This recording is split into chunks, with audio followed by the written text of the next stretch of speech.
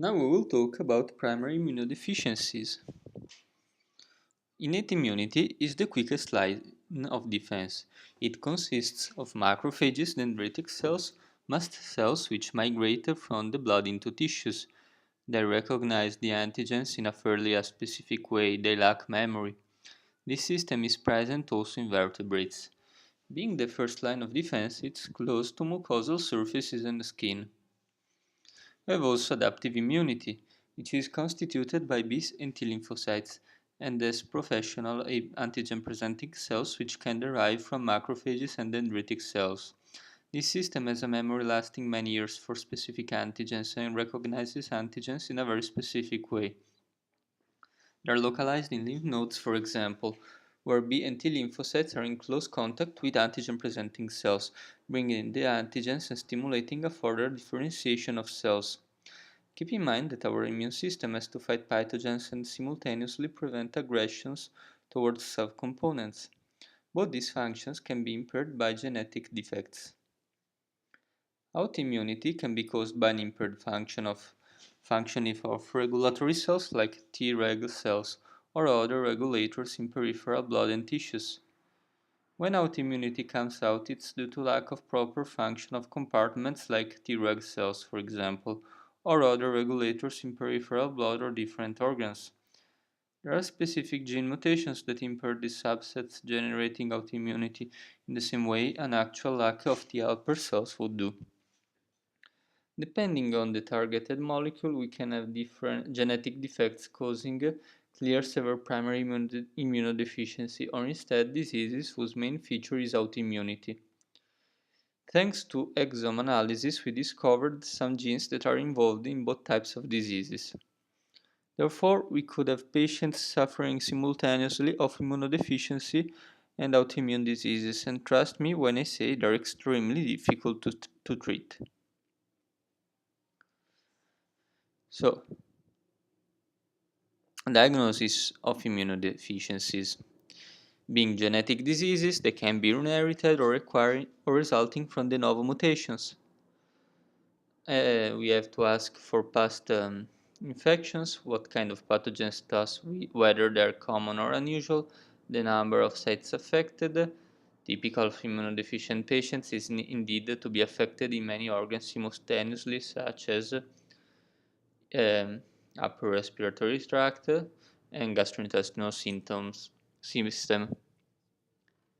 The family history of patients suspected to have immunodeficiency is very important. So ask for patients' consanguinity, frequent abortions ascending on both lines, infections incurred in many relatives. The clinical course is essential. Typically, patients with some immunodeficiency do not recover as well and as fast as regular people. They very often need multiple courses of antibiotics. The age of onset is crucial. Being genetic, usually they manifest early in life. So, the general condition of the patient also must be looked. There are immunodeficiencies that present with syndromic diseases, so problems in other organs are also indicative of the genetic origin of the disease. Keep in mind that sometimes there are environmental conditions um, which could favor a more frequent incidence of infections, for example, weather, season, urbanization, large families, continuous exposure, they care very early in life, and so on. Remember that the immune system develops with aging. The distribution of white blood cells varies with time. Neutrophils and lymphocytes change from children to adults. Typically, children have physiological leukocytosis mainly due to lymphocytes that go from a fairly high proportion like 60% down to about 50% in adults. The opposite is true for neutrophils. We have also antibodies in serum. They increase during the first years of life. There is a moment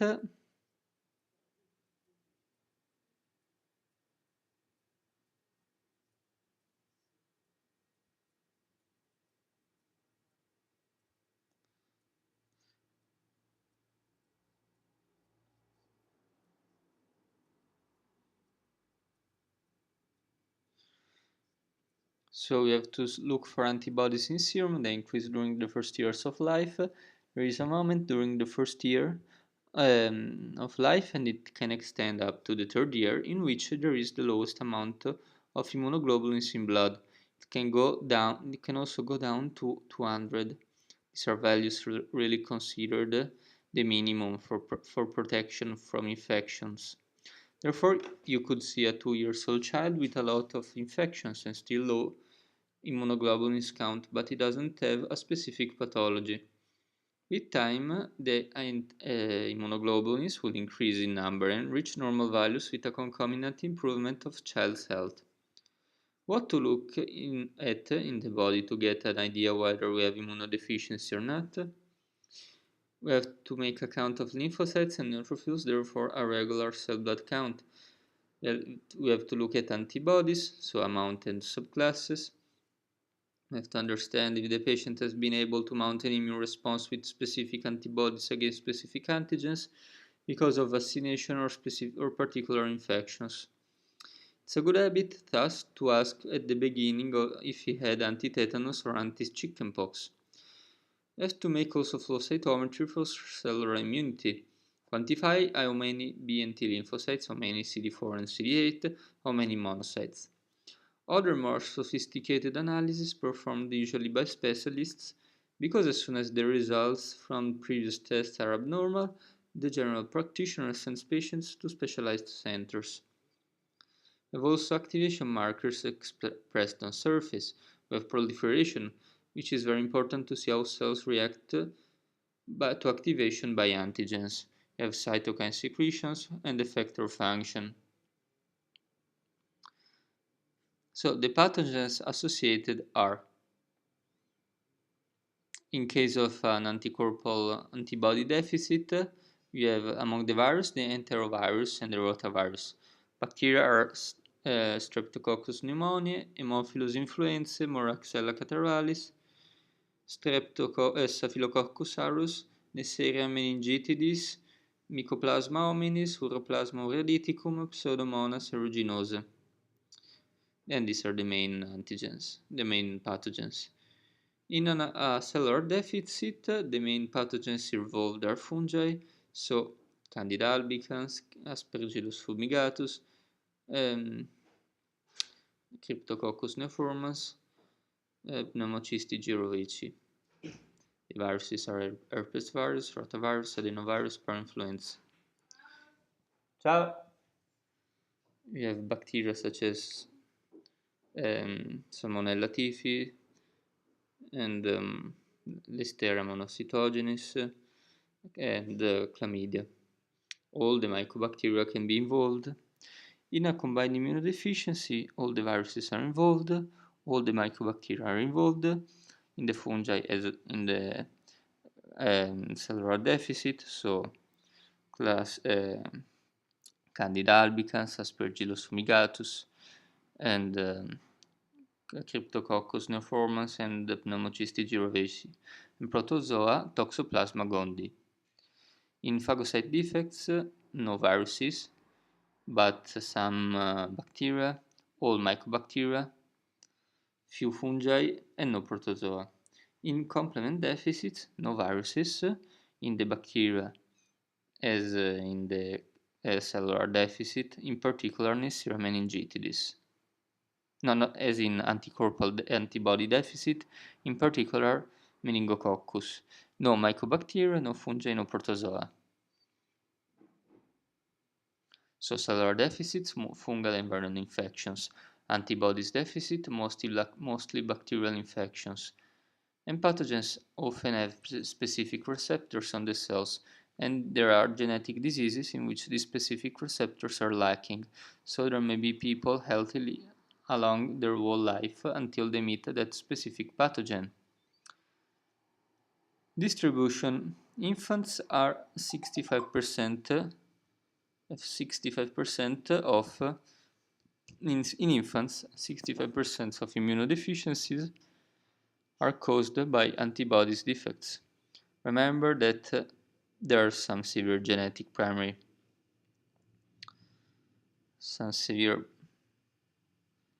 Genetic primary immunodeficiencies that are seen only in children because either they cause a premature death or are treated very early in life do not occur in adult life.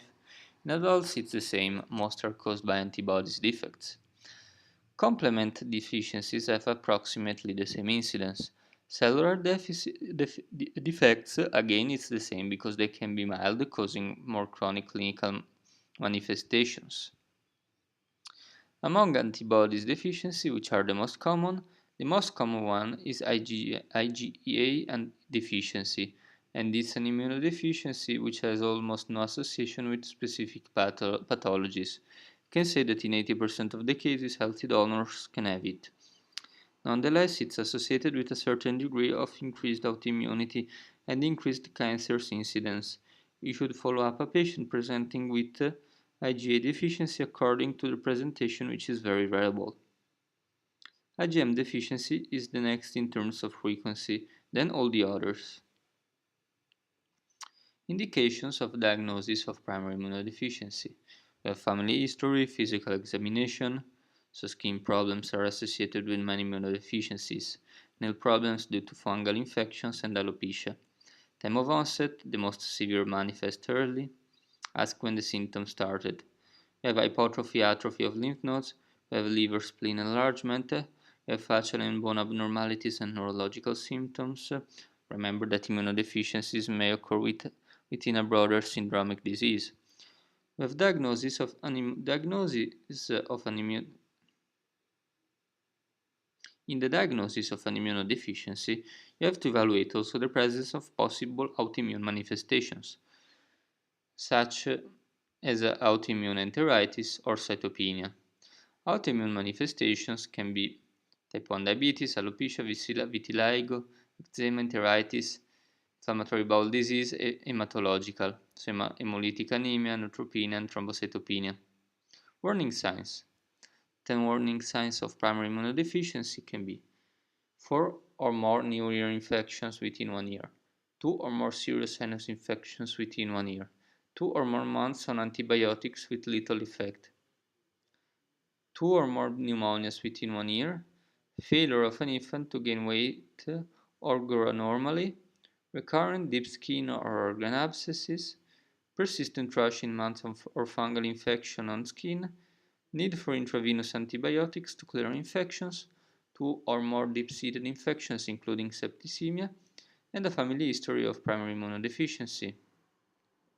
The 10 warning signs of primary immunodeficiency for adults are 2 or more new ear infections within 1 year, 2 or more new sinus infections within 1 year in the absence of allergy, 1 pneumonia per year for more than 1 year, chronic diarrhea with weight loss, recurrent viral infections called herpes wart condyloma, recurrent need for intravenous antibiotics to clear infections, recurrent deep abscesses of the skin or internal organs, persistent rash or fungal infection on skin or elsewhere, infection with normally harmless tuberculosis like bacteria, and a family history of primary immunodeficiencies.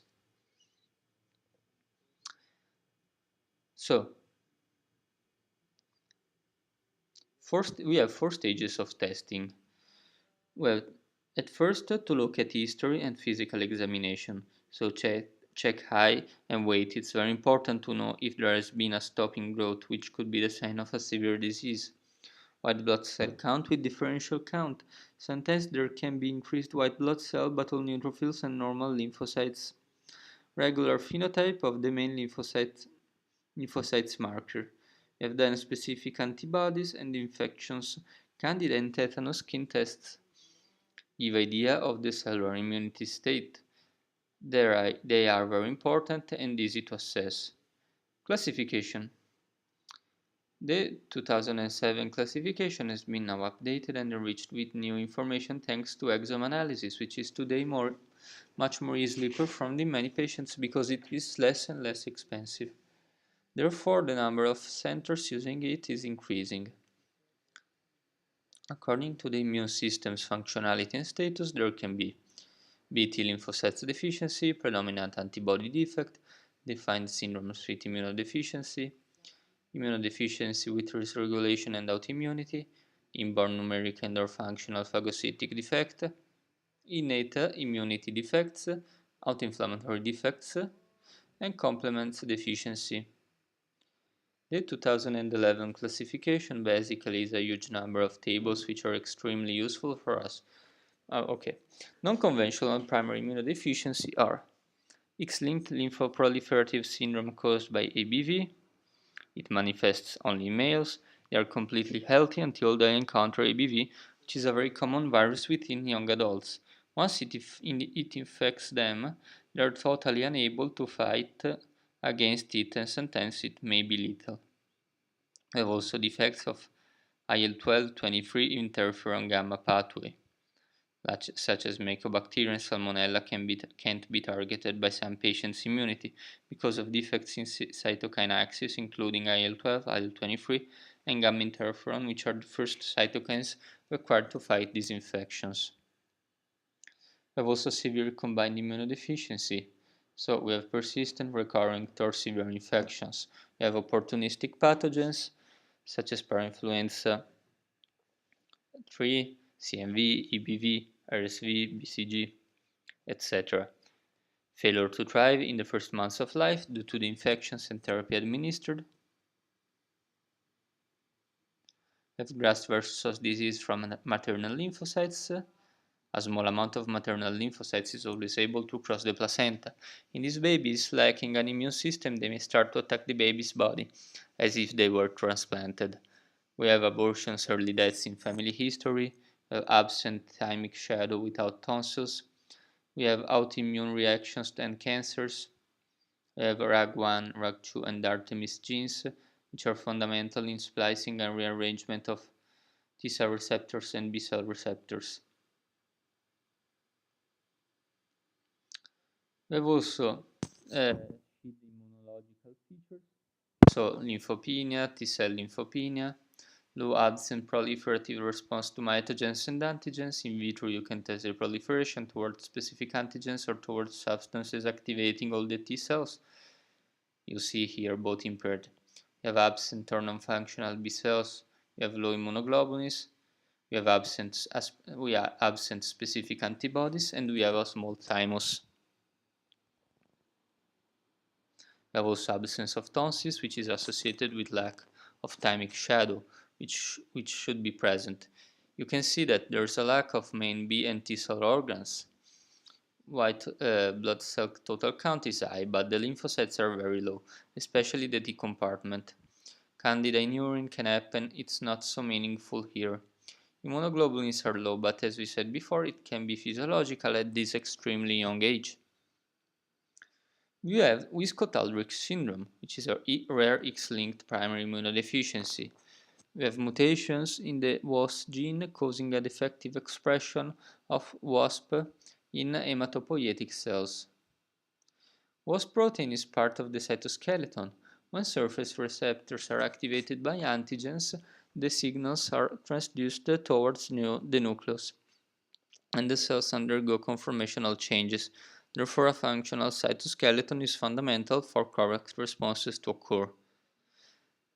The clinical manifestations are cellular and humoral immunodeficiency, recurrent infections, eczema, thrombocytopenia, and increased risk of autoimmune disorders and lymphomas. Keep in mind that the vaccine for tuberculosis can cause severe complications in immunodeficient patients. White blood cell count is high, almost all of them are neutrophils. Platelets are very low, and it makes sense with hematuria and bloody diarrhea. Notice the positivity to autoantibodies. It's a sign of autoimmunity. We don't know why IgE are so high in these diseases, but they lack specificity. If you perform allergic tests, these children don't have specific responses. We have also Omen syndrome, which is an early onset erythrodermia. We have lymphadenopathy, hepatosplenomegaly, severe hypoproteinemia, endosynophilia, B lymphocytes are absent, hypogamma globulinemia with hyper IgE, lethal without bone marrow transplant. We have RAG1 and RAG2 mutations. These two genes are very important. The first genes that allow formation of T cell receptors.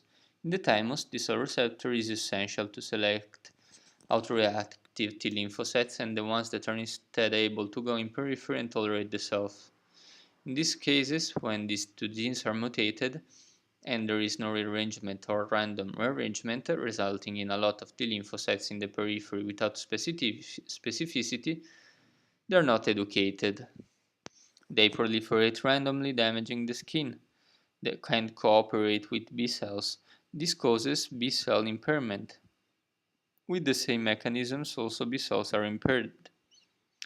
So, hmm, there is absence of thymic shadow.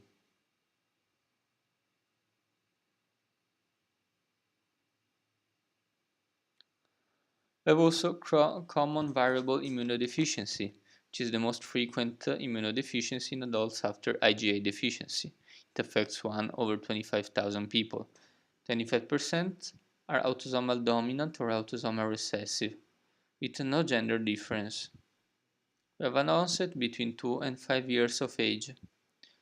We have an upper and lower respiratory tract infections. We have reduction of at least one immunoglobulin type at less than 2 standard deviations. We have absent isohemagglutins and reduced seroconversion to vaccines. We have a frequent association with autoimmune symptoms, so blood cells, intestinal mucosa, skin, joints. We have an increased risk of B cell lymphomas and gastric carcinoma. Nowadays, only 50% are diagnosed genetically, for all the rest, the cause is unknown.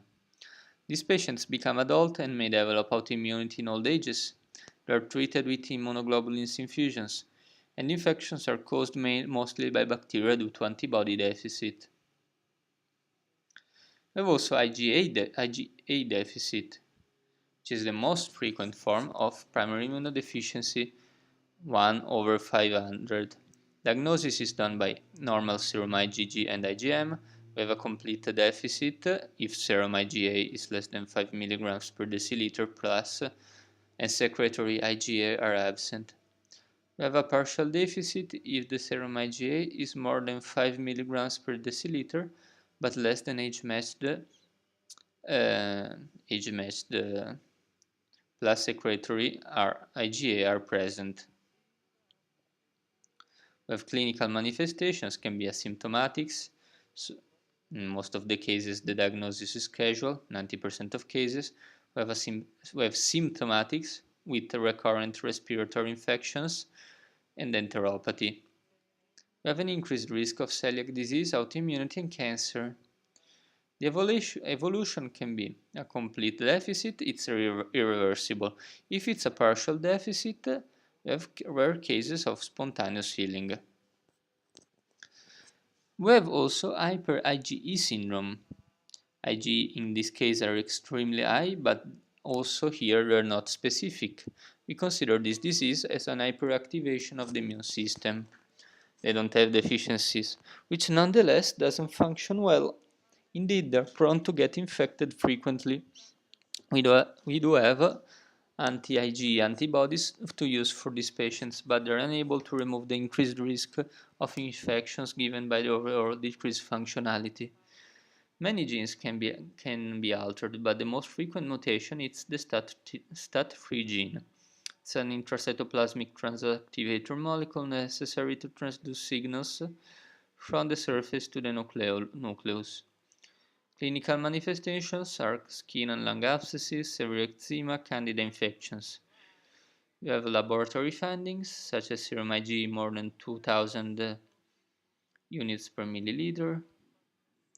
If pathogens affected are the pathogens involved can be Staphylococcus aureus, Candida albicans, Pseudomonas aeruginosa, Aspergillus fumigatus.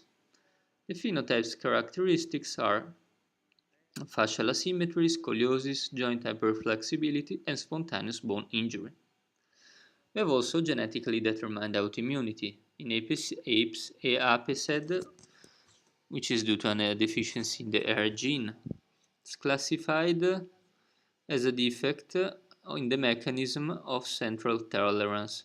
We have also IPEX, which is due to mutation of the FOXP3 transcription factor, which is essential for the development and function of Treg cells coming out from the thymus.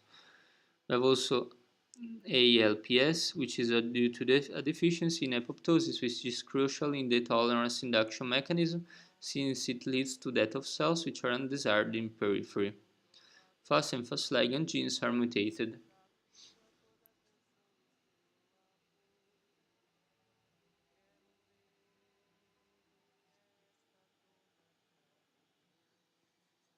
So we see that in ALPS, which is an autoimmune lymphoproliferative syndrome due to Fas defect, you have nonoplastic chronic lymphoproliferation, so hepatosplenomegaly and lymphadenomegaly.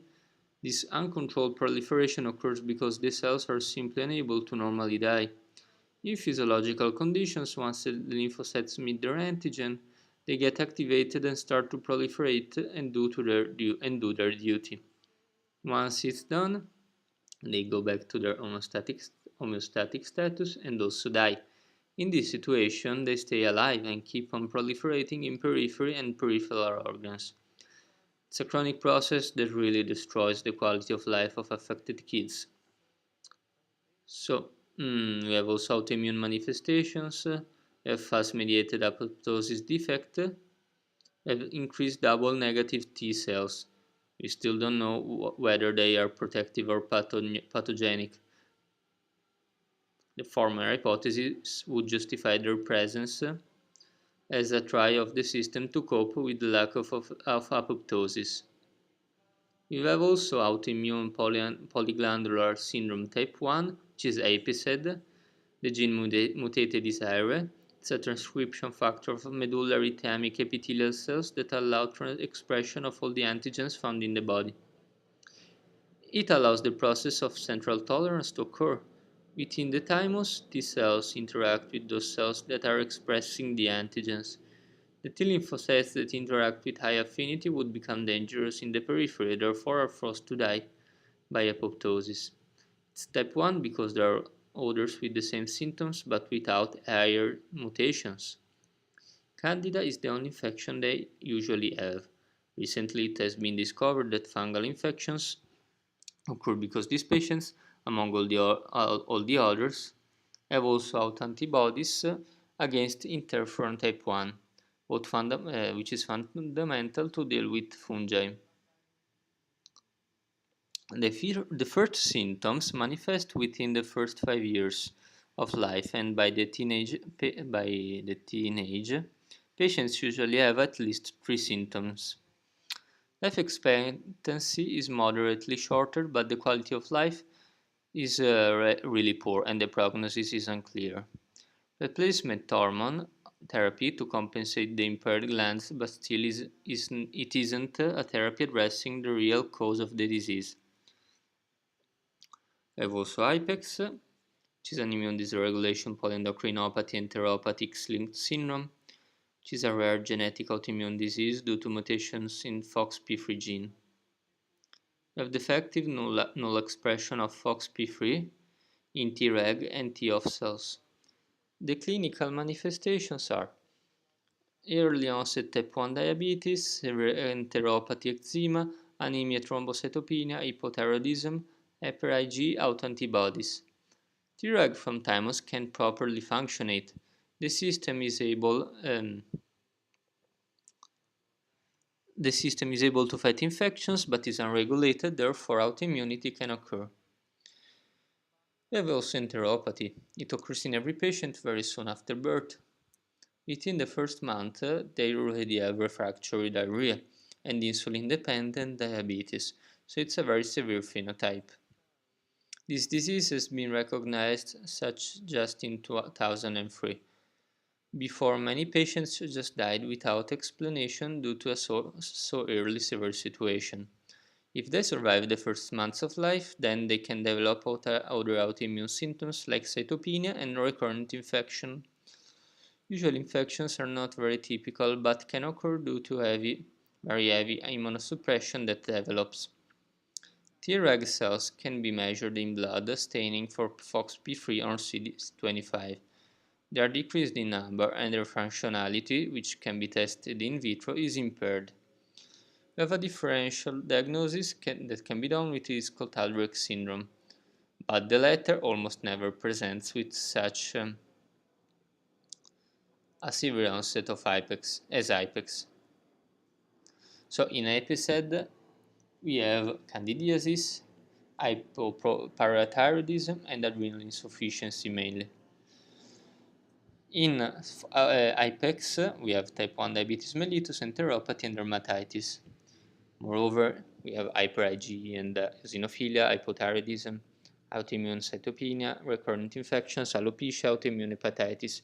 In APESED, we have type 1 diabetes mellitus, hypothyroidism, ovarian failure, testicular failure, vitiligo, alopecia, autoimmune hepatitis.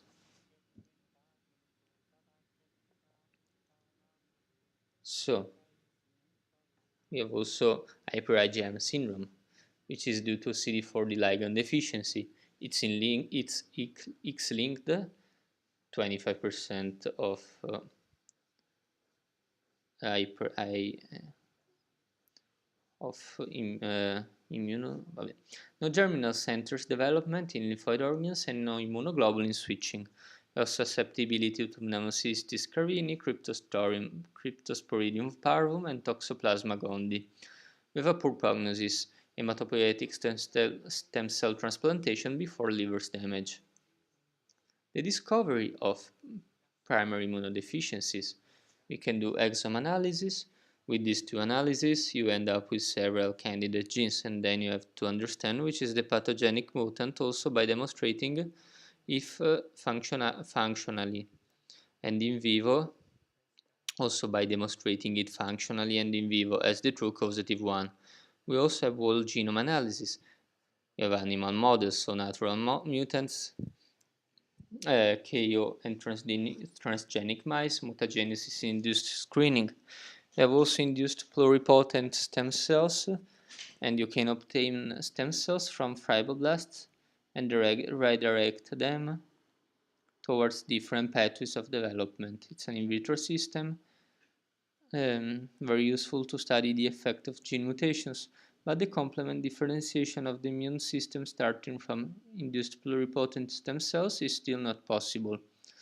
We have human diseases, linkage analysis, and mutation analysis. We have newborn screening, which is today quite frequent in the United States. T cell receptor and B cell receptors are extremely important for the development and formation of normal amounts of lymphocytes. We can track and measure the excision circles of B and T receptors. Their amount is directly proportional to the number of lymphocytes. In Europe, they're starting just now, while in the US, they're already collecting data from the results of years. Early diagnosis, before infections and autoimmunity take over, is fundamental. Most of the times, the only way to cure them is to perform a transplant, which requires a previous conditioning. Conditioning is very stressful for the body, therefore, the higher the general status, the safer the transplant. Treatment can be conventional therapy. You can use antivirus, antifungal, hydration, or support therapies. You can use also IG replacement therapy, so periodic infusions, IV or subacute, cytokine therapy, there are new biological therapy, we have enzyme replacement therapy, we have hematopoietic stem cell transplantation, which is the true cure. In some patients, you can do it even without conditioning, since they lack an immune system mostly, or with a very low degree conditioning just to make space in the bone marrow by getting rid of the sick cells. HLA compatibility must be always 100%. We have also gene therapy, which in the future will be available.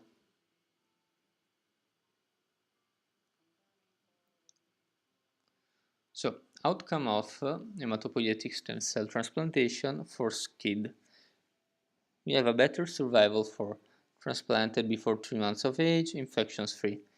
We have better 5 years overall and event-free survival, less graft versus host disease, and better B-cell reconstitution in matched sibling donors compared to MUD.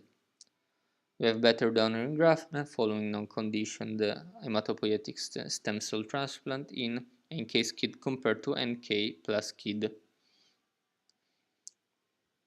So we have the criteria for selection of diseases to be treated with hematopoietic stem cell gene therapy, the nature of the disease and available treatment, so risk-benefit assessment, levels of correction required for efficiency, selective advantage of gene-corrected cells, adequate preclinical data in relevant models, requirement for ubiquitous versus tissue-specific versus regulated expression, and safety.